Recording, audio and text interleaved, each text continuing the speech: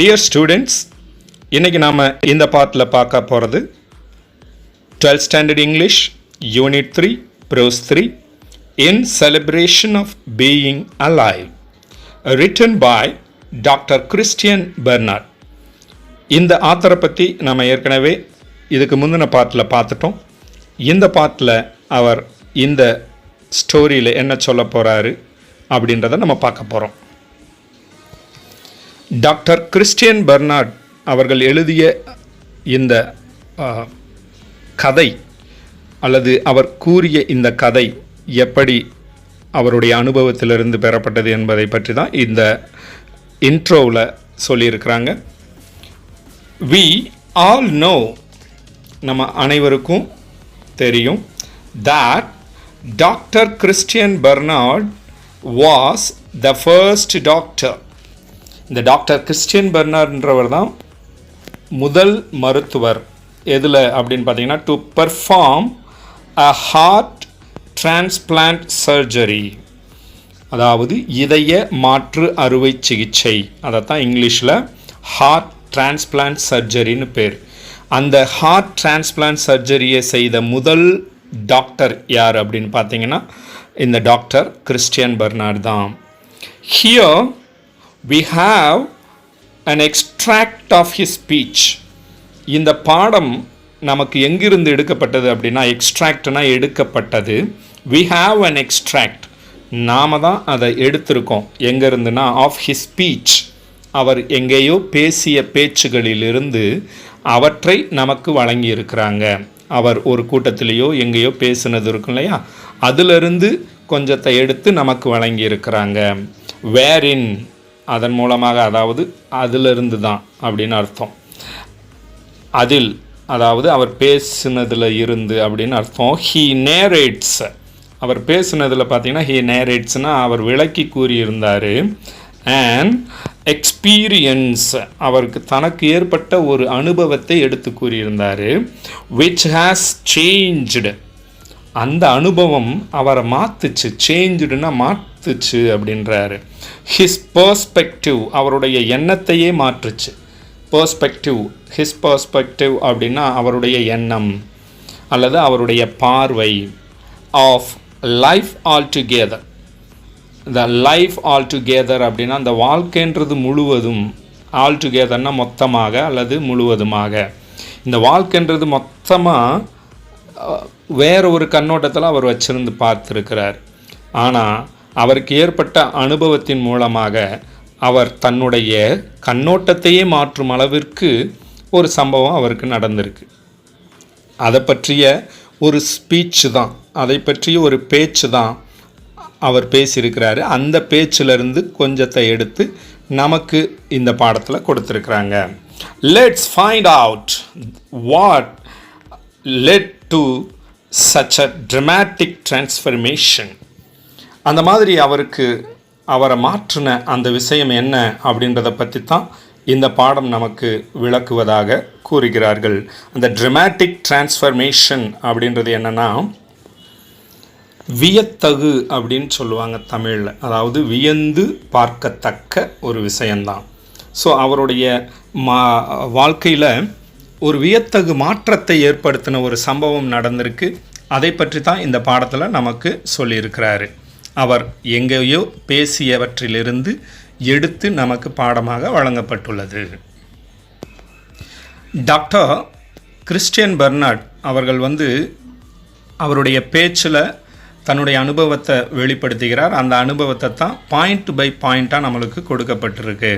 அதாவது 1, 2, 3 அப்படின்னு சொல்லி வரிசையாக அவர் தனது அனுபவத்தை சொன்னதை நமக்கு பாயிண்ட் பை பாயிண்ட்டாக வழங்கப்பட்டுள்ளது.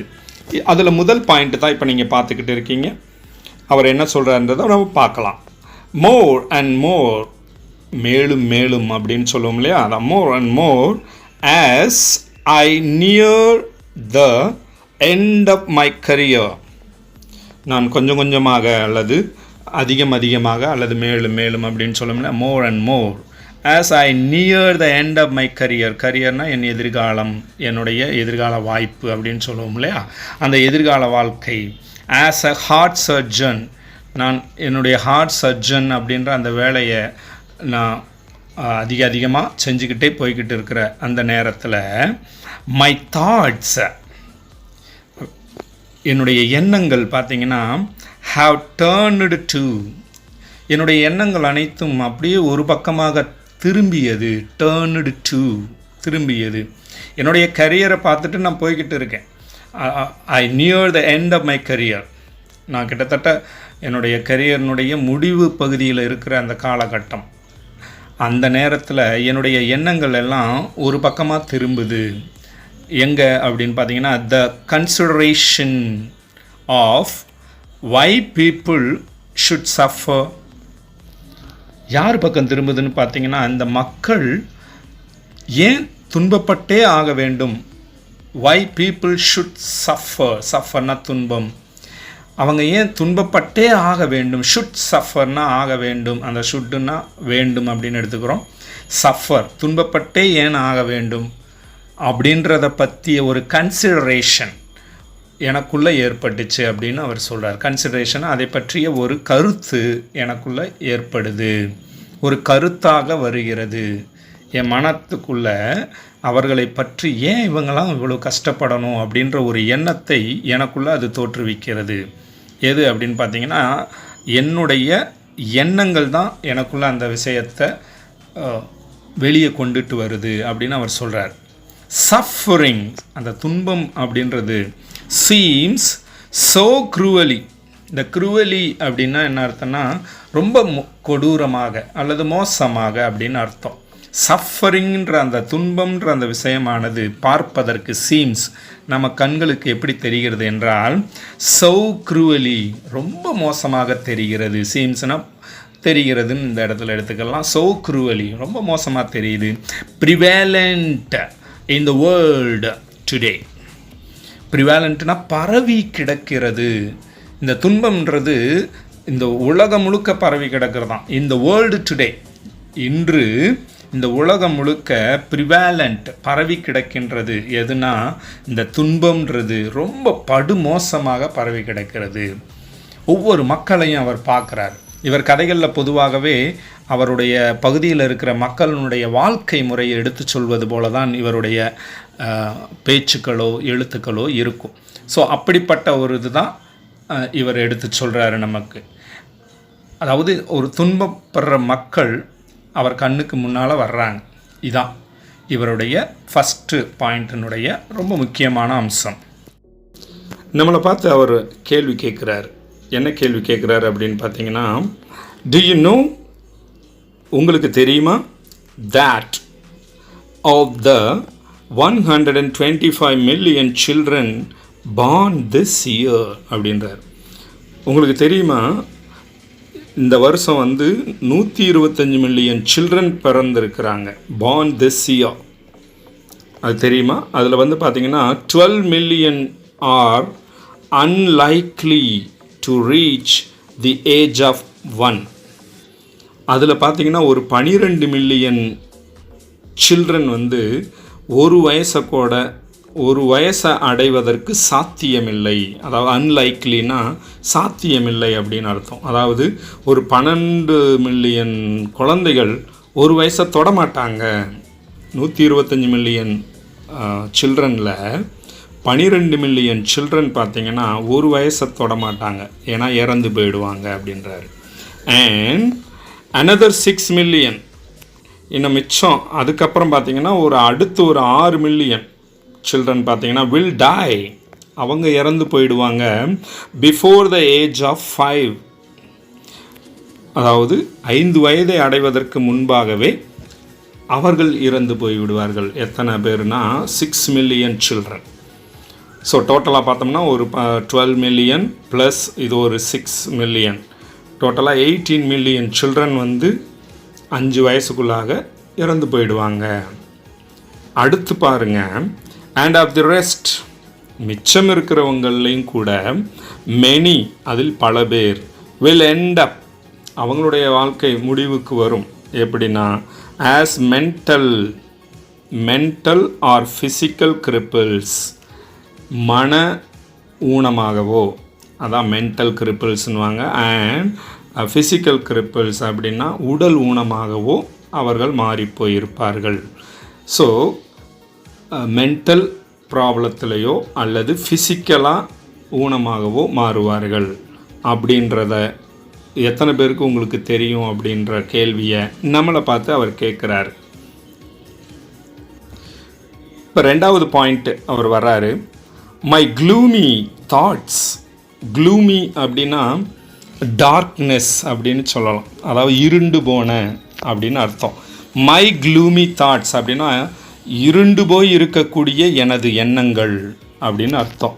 ப்ராபப்ளி ஸ்டெம், இந்த மாதிரி எண்ணங்கள் வந்து எனக்குள்ளே எப்படி வந்துச்சு அப்படின்னு அவர் சொல்கிறார். ஸ்டெம்னா முளைத்து வர்றதல் அல்லது தண்டு முளைச்சி வருது இல்லையா, அதை தான் சொல்கிறார். ஸ்டெம் எனக்குள்ளேருந்து அப்படி முளைச்சி வந்திருக்கு. எப்படி? From an accident. ஒரு ஆக்சிடெண்ட் நடந்த பொழுது தான் எனக்குள்ளே அப்படி ஒரு எண்ணங்கள் தோன்றியிருக்கும் போல். I had a few years ago. சில வருடங்களுக்கு முன்னால் எனக்கு நடந்த ஒரு accident. I had a few years ago. ஒரு சில ஆண்டுகளுக்கு முன்னால் நடந்த ஒரு ஆக்சிடெண்ட்டு தான், அதிலிருந்து தான் எனக்குள்ளே இந்த எண்ணமானது முளைச்சிருக்கிறது.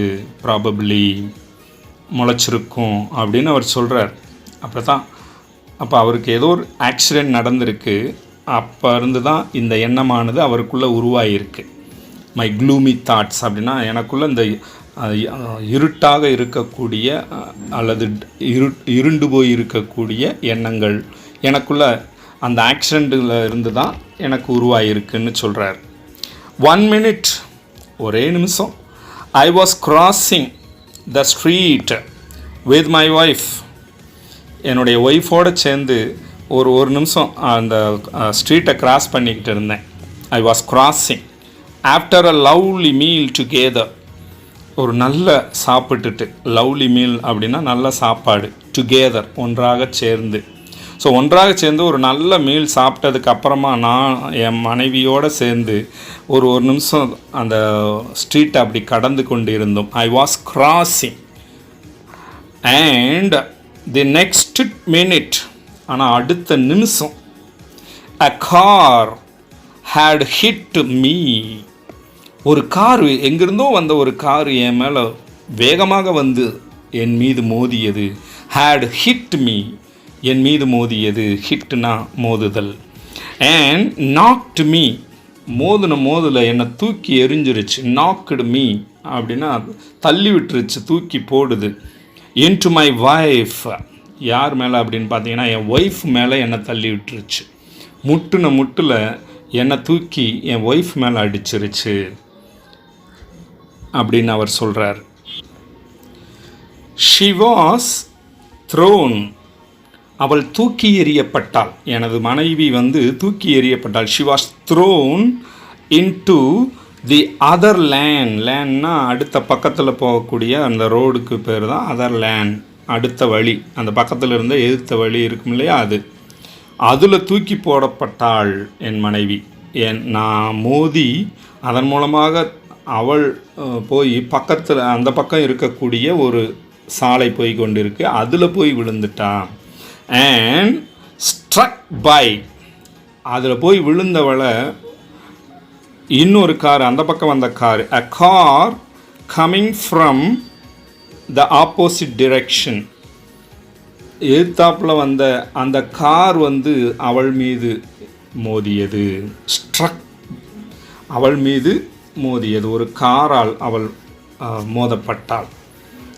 ஸோ இவர் அடித்து அவருடைய மனைவி மீது மோதி அவள் பக்கத்தில் இருக்கக்கூடிய, அதாவது எதிர்த்தாப்பில் அந்த பக்கம் போகக்கூடிய சாலையில் போய் விழுந்து, அப்பொழுது அங்கிட்டிருந்து வந்த ஒரு கார் அவங்க மேலே மோதிருச்சு. ஸோ யோசிச்சு பாருங்கள், இப்படி நமக்கு வாழ்க்கையில் அப்படி நடந்துச்சுன்னா அந்த சமயம் எப்படி இருக்கும்னு யோசிச்சு பாருங்கள். ரொம்ப கொடூரமான ஒரு சமயம், தருணம் அது. அதை தான் அவர் வந்து கண்ணீர் மல்க நம்மக்கிட்ட சொல்லியிருக்கிறாரு. அடுத்த 3rd பாயிண்ட் சொல்கிறாரு. During the next few days in the hospital, அதாவது அடுத்த சில நாட்கள், ஏன்னா ஆக்சிடெண்ட் ஆகிடுச்சு இல்லையா, அடுத்த சில நாட்கள் வந்து எங்கே இருந்தோம்னா ஹாஸ்பிட்டலில் இருந்தோம். அந்த தருணத்தில், டியூரிங்னா அந்த தருணம் அல்லது அந்த நேரம் அப்படின்னு அர்த்தம். அந்த நேரத்தில் நான் ஹாஸ்பிட்டலில் இருந்த அந்த நேரத்தில் ஐ எக்ஸ்பீரியன்ஸ்ட், நான் அனுபவப்பட்டேன், அனுபவித்து உணர்ந்து கொண்டேன். நாட் ஒன்லி ஆகனி, ஆகனினா கடும் வேதனை அப்படின்னு சொல்லுவாங்க, அதான் ஆகனி. அண்ட் ஃபியர், நான் வந்து ரொம்ப கடும் வேதனையோடு மட்டுமல்ல, நாட் ஒன்லி ஆகனினா கடும் வேதனையோடு மட்டுமல்ல, அண்ட் ஃபியர் பயமும் சேர்ந்திருந்தது. பட் ஆல்சோ ஆங்கர், ஆகனி இருந்தது, அதோடு மட்டுமல்ல எனக்குள்ள ஃபியர், பட் ஆல்சோ ஆங்கர், பயமும் இருந்தது, அண்ட் ஆல்சோ ஆங்கரும் இருந்தது. ஆங்கர்னா கோபம் இருந்தது. ஏன்டா எங்களுக்கு இந்த ஆக்ஷன் நடந்துச்சு, என்ன தப்பு பண்ணணும் நமக்கே தோணும் சில நேரங்களில். நம்ம ஆட்டு போய்கிட்டு இருந்திருப்போம், நமக்கு ஏதாவது ஒரு சைக்கிள்காரன் வந்து நம்ம மேலே மோதி இருப்பான், நம்ம வழியில் தான் போய்க்கிருப்போம். பட் எவனோ ஒருத்தன் பண்ணுற தப்புக்கு நாம் தண்டனையை அனுபவிச்சுக்கிருப்போம். ஸோ அந்த மாதிரி தான் இவரும் ஃபீல் பண்ணி கேட்குறாரு. I experienced not only agony and fear, கடும் வேதனை மற்றும் பயம், அதோடு மட்டுமல்ல, பட் ஆல்சோ ஆங்கர், எனக்கு கோபமும் எனக்கு வந்தது அப்படின்றாரு. ஐ குட் நாட் அண்டர்ஸ்டாண்ட், என்னால் புரிந்து கொள்ளவே முடியவில்லை. ஐ குட் நாட் அண்டர்ஸ்டாண்ட் அப்படின்னு சொல்கிறார். எதை புரிந்து கொள்ள முடியலை அப்படின்னு சொல்கிறாருன்னு பார்ப்போம். Why my wife and I, ஏன் நான், என்னுடைய மனைவியும் நானும் had to suffer, ஏன் நாங்கள் வந்து இந்த துன்பத்தை அனுபவிக்கணும், ஏன் இந்த வேதனைக்குள்ளே வந்து வீழணும், எதுக்காக எங்களுக்கு இந்த கஷ்டம் வரணும் அப்படின்னு அவர் கேட்குறார். I heard 11 broken ribs, எனக்கு என்ன ஏற்பட்டுச்சுன்னா அந்த ஆக்சிடெண்ட்டில் I had 11 broken ribs, என்னுடைய அந்த நெஞ்சு கூட்டு எலும்புகள் சைடில் இருக்கும் இல்லையா, வரிச்செலும்புகள் அப்படின்னு சொல்லுவாங்க, அதான் ரிப்ஸுன்னு சொல்லுவாங்க. ரிப்ஸ்னால் வரிச்செலும்புகள், அப்படி வரி வரியாக இருக்கும் இல்லையா, வயிற்றினுடைய இரு பக்கமும் இருக்கும். அந்த ரெண்டு பக்கமும் இருக்கிற எலும்புகளில் பார்த்திங்கன்னா ஒரு 11 எலும்புகள், அதாவது 11 எலும்புகள் புரோக்கன் ஆகிடுச்சு, உடஞ்சி போச்சு அந்த ஆக்சிடெண்ட்னால். அண்ட் பெர்ஃபோரேட்டட் லங், என்னுடைய நுரையீரல் லங் இருக்கு இல்லையா, அதுக்குள்ளே பெர்ஃபோரேட்டட் லங், அதாவது அந்த ஆக்சிடெண்ட்னால் என்னுடைய நுரையீரலுக்குள்ளே ஒரு ஓட்டை போட்டுருச்சு. அந்த மோதில் என்னுடைய நுரையீரலுக்குள்ளே ஒரு ஓட்டை விழுந்து போச்சு, அந்தளவுக்கு தொலைச்சிருச்சு, துளைத்து எடுத்து விட்டது அந்த ஆக்சிடெண்ட். ஸோ இது ஏன் எனக்கு ஏற்படணும், ஏன் மேலே என்ன தப்பு அப்படின்னு அவர் கேட்குறார். My wife had a badly fractured shoulder, என் ஒய்ஃபுக்கு பார்த்தீங்கன்னா had a badly fractured, ரொம்ப மோசமான ஒரு முறிவு ஏற்பட்டிருந்தது, ஃப்ராக்சர்ட் ஆகியிருந்தது. எங்கன்னா ஷோல்டரில், அவங்களுடைய தோள்பட்டையில் மிகப்பெரிய முறிவு ஏற்பட்டிருந்தது, எலும்பு முறிவு. ஸோ இவ்வளவு பெரிய ஆக்சிடெண்ட் எங்களுக்கு ஏன் நடந்துச்சுன்னு அவர் கேட்குறார். ஓவர் அண்ட் ஓவர், மேலும் மேலும், ஐ ஆஸ்க்ட் மை செல்ஃப், என்னை நானே கேட்டுக்கொண்டேன். I asked myself, why should this happen to us, us அப்படின்னா எங்களுக்கு, டு அஸ்னா எங்களுக்கு, ஹேப்பன்னா நடக்கிறது. So why should this happen to us, ஏன் இவை எங்களுக்கு நடந்தது, இந்த ஆக்சிடெண்ட் எதுக்கு எங்களுக்கு போய் நடந்தது அப்படின்னு அந்த டாக்டர் கிறிஸ்டியன் பெர்னார்ட் கேட்குறார். ஐ ஹேட் ஒர்க் டு டூ, எனக்கு இருக்குது, ஐ ஹேட் எனக்குன்னு இருக்குது, என்ன இருக்குது, ஒர்க், எனக்குன்னு ஒரு வேலை இருக்குது, டு டூ செய்வதற்கு, நான் செய்வதற்குன்னு சில வேலைகள் இருக்கிறது. ஆஃப்டர் ஆல், இது போக எனக்கு நிறைய வேலைகள் இருக்கிறது. தேர் வேர் பேஷண்ட்ஸ் வெயிட்டிங் ஃபார் மீ, எனக்காக அங்கே பேஷண்ட்ஸ் நிறைய பேர் காத்துக்கிட்டு இருக்கிறாங்க, நான் போனால் தான் அந்த அவங்களுக்கு அத்தனை ட்ரீட்மெண்ட்டு கொடுக்க முடியும். ஸோ எனக்குன்னு ஒரு வேலை இருக்கிறது அப்படின்னு அவர் சொல்கிறாரு. For me to operate on them அப்படின்றார். அதாவது எனக்குன்னு there were patients waiting for me to operate on them. நான் போய் ஆப்ரேஷன் பண்ணணும் அவங்களுக்கு. டு ஆப்ரேட் ஆன் தெம், அவங்களுக்கு ஆப்ரேஷன் பண்ணணும். ஸோ எனக்குன்னு முக்கியமான அது ஒரு வேலை இருக்குது. மை ஒய்ஃப், அது மட்டும் இல்லை, என் ஒய்ஃபுக்கு பார்த்தீங்கன்னா ஹேட் அ யங் பேபி, அவங்க பார்த்துக்கிறதுக்கு ஒரு சின்ன குழந்தை இருக்குது எங்களுக்கு. ஸோ அந்த குழந்தைய அவள் தான் பார்த்துக்கிறணும். Who needed her care, who needed her care, அந்த பேபி இருக்காங்க இல்லையா, அந்த பேபிக்கு என்னுடைய ஒய்ஃபினுடைய தேவை இருக்கிறது. என் ஒய்ஃபு போனால் தான் அந்த குழந்தைய பார்த்துக்கிற முடியும். ஹர் கேர், கேர்ஃபுல்லாக அவங்க தான் பார்த்துக்கிற முடியும். ஸோ அவங்களுக்கு அந்த வேலை உண்டு. எனக்கு என்னுடைய பேஷண்ட்ஸ் வெயிட்டிங் பண்ணிக்கிருப்பாங்க, அவங்களுக்கு ஆப்ரேஷன் பண்ணணும் அப்படின்றதுக்காக. இவ்வளவு விஷயங்கள் இருக்கிற இந்த நேரத்தில் எங்களுக்கு ஏன் இந்த ஆக்சிடென்ட் நடக்கணும் அப்படின்னு நம்மளை பார்த்து அந்த கேள்வியை கேட்குறாரு. அடுத்து தன்னுடைய 4வது பாயிண்டில் சொல்கிறாரு, my father had he still been alive. தன்னுடைய அப்பாவை பற்றி கொஞ்சம் இந்த இடத்துல சொல்கிறாரு. My father had he still been alive, அதாவது எங்கள் அப்பா மட்டும் இப்பொழுது உயிரோடு இருந்திருந்தால், அதாவது பீன் அலைவ், அப்போ உயிரோடு இப்போ இல்லைன்னு அர்த்தம். அதை தான் had he still been alive, அவர் உயிரோடு இருந்திருந்தால் வுட் ஹாவ் செட், அவர் சொல்லியிருப்பார். வுட் ஹாவ் செட் எப்படி சொல்லியிருப்பார் அப்படின்னா, மை சன், என்னை பார்த்து சொல்லியிருப்பார் இந்த மாதிரி, மகனே, இட்ஸ் காட்ஸ் வில், இது கடவுளுடைய விருப்பம். காட்ஸ் வில், இந்த இடத்துல வில் அப்படின்ற வார்த்தை வெர்பு கிடையாது, நவுனாக பயன்படுத்தப்பட்டிருக்கு. ஏன்னா வில்லுன்னொன்னே எல்லாருமே நம்ம வந்து வெர்பாக தான் பார்த்துருப்போம், வினை சொல்லாக தான் பார்த்துருப்போம். வில் பவர் அப்படின்னு கேள்விப்பட்டிருப்பீங்க. ஆற்றல் அப்படின்ற ஒரு மீனிங் உண்டு. ஸோ விருப்பம் அப்படின்ற ஒரு மீனிங் உண்டு. உனக்கு வில் இருக்கா இல்லையா அப்படின்னு கேட்பாங்க, வில்லிங்னஸ் இருக்கா இல்லையான்னு கேட்பாங்க. ஸோ அந்த இடத்துல விருப்பம் அப்படின்ற மீனிங்கில் நவுனாக பயன்படுகிறது, பெயர் சொல்லாக இந்த வில் பயன்படுகிறது. இட்ஸ் காட்ஸ் வில் அப்படின்னு சொல்கிறார். இது கடவுளினுடைய விருப்பம் அப்படின்னு எங்கள் அப்பா என்னை பார்த்து சொல்லியிருப்பார். கடவுளுக்கு இது தாண்டா விருப்பம் அப்படின்னு சொல்லியிருப்பார். That's the way God tests you அப்படின்னு சொல்லியிருப்பார். இந்த மாதிரி வழியில் தான், அதாவது இந்த ஆக்சிடென்ட் மூலமாக காட் டெஸ்ட்ஸ் யூ அப்படின்னு சொல்கிறார். கடவுள் உன்னை சோதிக்கிறாரா அப்படின்னு என்னை பார்த்து சொல்லியிருப்பார் எங்கள் அப்பா. சஃபரிங் என்னோபிள்ஸ் யூ, சஃபரிங் எதுக்கு அவர் உனக்கு கொடுத்துருக்கிறாரு அப்படின்னா, எனோபிள்ஸ் யூ, உன்னை மேம்படுத்துவதற்காக. அதாவது எனோபிள்ஸ் அப்படின்னா மேம்படுத்துவது அப்படின்னு அர்த்தம்.